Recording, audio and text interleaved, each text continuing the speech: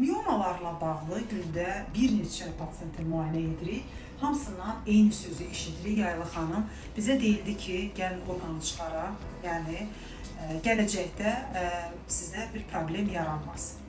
Mən bir şey anlamıram. Necə ola bilər bütün miyoması olan pasiyentlərə eyni bir fikri irəli sürəsən?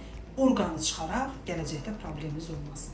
Axı miyoma 99% hallarda xoşxassəli şişdir. Axı miyoma hər kəsdə böyük ölçülərə çatmır.